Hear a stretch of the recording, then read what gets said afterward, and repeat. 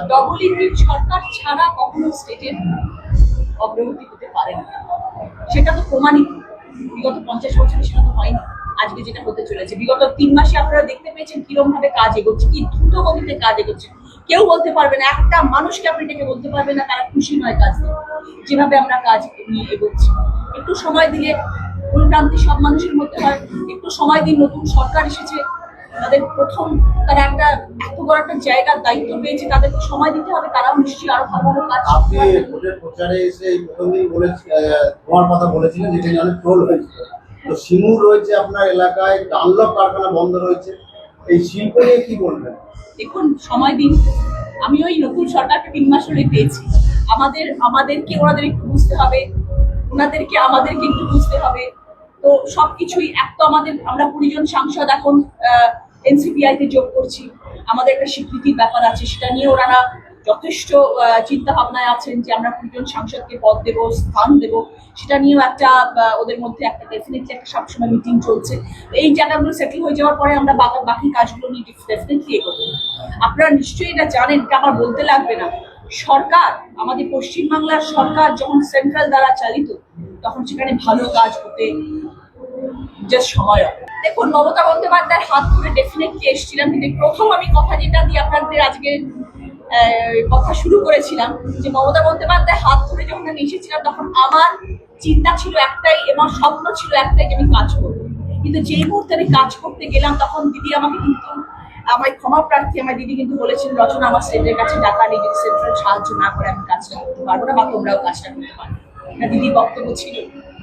তো আমার কানে সেটা এখনো বাজে। দিদি বলেছিলেন যে সেন্ট্রালের কাছে টাকা চাও, সেন্ট্রাল যদি টাকা দেয়। কিন্তু তখন তো আমরা সেন্ট্রালের কাছে যেতে পারিনি, কারণ আমাদের কাছে তখন অনেক বাধা নিষেধ ছিল, যে আমরা কোনো মিনিস্টারের কাছে যেতে পারবো না, আমরা কোনো মিনিস্টারের সঙ্গে দেখা করতে পারবো না, আমরা কারোর কাছে গিয়ে কথা বলতে পারবো না। আমাদের প্রচুর বাধা ছিল পার্লামেন্টে, আমরা কারোর কাছে যেতে পারতাম না। তো ন্যাচুরালি আমরা কারোর কাছে গিয়ে আমাদের আবেদন রাখতেও পারতাম। লোকসভা নির্বাচনে যে দল থেকে সাংসদ নির্বাচিত হলেন, সেই দলের কর্মীদের সঙ্গে যোগাযোগ আছে? সবার সাথে যোগাযোগ আছে, সবার সাথে যোগাযোগ আছে। এবার তারা যদি আমার সাথে যোগাযোগ রাখে, আমি তাদের পাশে আছি। তারা যদি আমাদের সাথে যোগাযোগ না রাখতে চান, তাহলে তো আমি জোর করে তাদের ঘর থেকে টেনে বাদ করে নিয়ে আসবো। প্রত্যক্ষভাবে কি আপনাকে সমর্থন জানাচ্ছে? দেখুন, যারা আমি আবার বলছি আপনাদেরকে, যারা আমার পাশে রয়েছে তারা সবসময় আমার পাশে থাকবেন। এবং আমি এটাও বলে দিচ্ছি, যারা হয়তো এখন একটু মান অভিমান করে রয়েছে, তাদের মান অভিমান একদিন ভেঙে যাবে। তারা যখন আমার কাছে আসতে চাইবেন, আমার অফিসের দরজা সবার জন্য সবসময় খোলা। আমি সবার জন্য আছি, আমি সবার সাংসদ। আমি কিছু কয়েক মানুষের গুণে সাংসদ, আমি সবার সাংসদ, আমি সবার জন্য আছি। আমার কারোর প্রতি কোনো রাগ বিদ্বেষ কিছু নেই।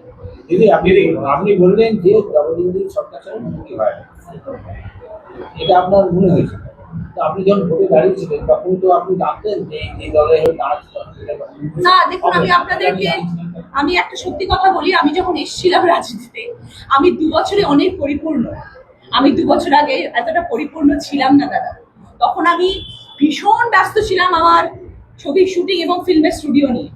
আমাকে দিদি যখন নিয়ে আসলেন রাজনীতিতে, আমাকে উনি সবাই আরেকটা কথা বলেন যে দিদি চাইলো আর তুমি চলে এলে। এটাও একটা খুব ফেমাস হয়ে গেছে, যে না বলতে পারলেন না কেন। না বলতে পারিনি, কারণ দিদিকে খুব শ্রদ্ধা করতাম, এখনো করি, করবো না। সেটা খুব বাজে কথা হবে যদি আমি বলি এই কথাটা। শ্রদ্ধা তো সবসময় ওনাকে করি, কিন্তু দিদি যখন বলেছিলেন রচনা এসো রাজনীতিতে, আমি না বলতে পারিনি, আমি চলে এসেছি। এবং আসার পরে যখন আমি দেখলাম যে এরকম ভাবে কাজকর্ম হয় এবং কাজের চিন্তা ভাবনা নিয়ে যখন আসলাম, তখন আমার মনে হলো যে বুঝতে পারলাম, অনেক কিছু জানতে পারলাম। তারপরে আমার মনের মধ্যে অনেক কিছু চেঞ্জেস আসলো, অনেক কিছু বুঝলাম, জানলাম। তারপরে আমার এই ডিসিশন আসলো যে সরকারে যখন পরিবর্তন হয়েছে, তখন আমার কিছু করার নেই। আমি যে কারণে আমি এসেছি, আমার কাছে এখনো 3 বছর সময়টুকু আছে। আপনাদের বুঝতে হবে, আমার এরকম নয় যে আমার দল হেরে গেছে বলে আমার এমপির কেরিয়ার শেষ। আমার এমপির কেরিয়ার আরো 3 বছর আছে, এবং 3 বছর আমার এমপির কেরিয়ার চালিয়ে যেতে গেলে আমার পাশে সাপোর্ট দরকার। 29-এর কথা আজকে বলবো? 29-এর কথা না, আমি কোনোদিনও প্ল্যান করিনি বলেই রাজনীতিতে এখন কিচ্ছু